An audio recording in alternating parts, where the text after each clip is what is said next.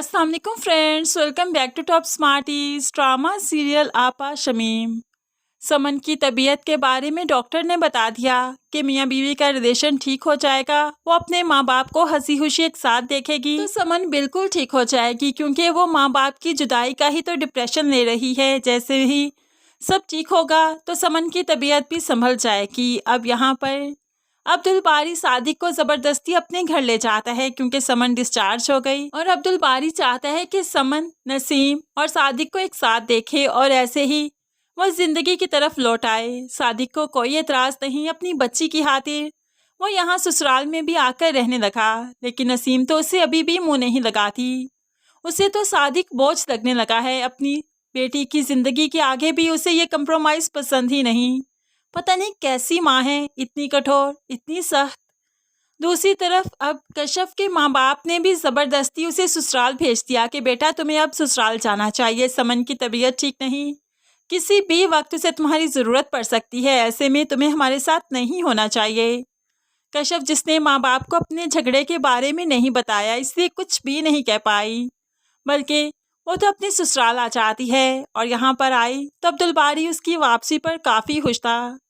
तभी तो उसके पास बैठकर उसे माजरत करने लगा, उसके साथ अपना मूड ठीक करने का कहता है। लेकिन कश्यप सुना देती है, मियाँ बीवी के रिश्ते में सबसे खूबसूरत चीज़ है एतबार, भरोसा और फिर मोहब्बत।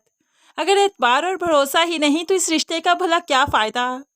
अब्दुल बारी, मैंने इस रिश्ते में रहकर बहुत कुछ सफ़र किया, लेकिन कभी भी शिकायत नहीं की। लेकिन तुम्हारी वजह से जो मैंने सफ़र किया उस पर मुझे बहुत दुख है। बेशक तुमने हाथ नहीं उठाया था, मुझे थप्पड़ नहीं मारा था, लेकिन हाथ उठा तो लिया ना। मेरे दिल पर जख्म तो लगा लिए जो कि कभी नहीं भर सकते। मैं उन जख्मों का क्या करूं? वो जख्म मुझे तुम्हारी तरफ लौटने ही नहीं दे रहे।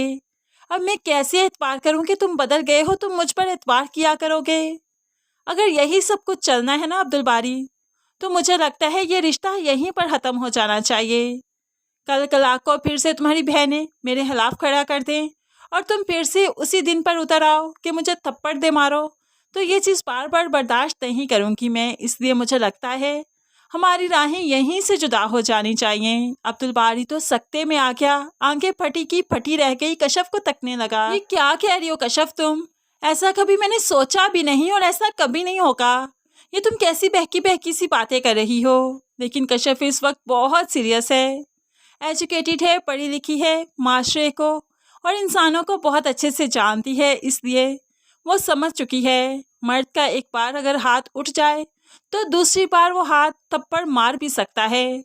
इसलिए वो पहले से ही मोहतात रहना चाहती है, पहले से ही अब्दुल बारी को इतना आगे बढ़ने नहीं देना चाहती। तभी तो वो दो टोक फैसला सुना देती है। लेकिन अब्दुल बारी यहाँ पर सॉरी तो कर लेगा, कश्यप को कहेगा कि वो जो कहेगी वैसा ही होगा, लेकिन आगे चलकर शमीम फिर से बदगुमानियां पैदा करेगी, फिर से दोनों के बीच में लड़ाइयां डलवाएगी और इनके रिश्ते को एक बार फिर से टूटने किनारे पहुंचाकर रहेगी।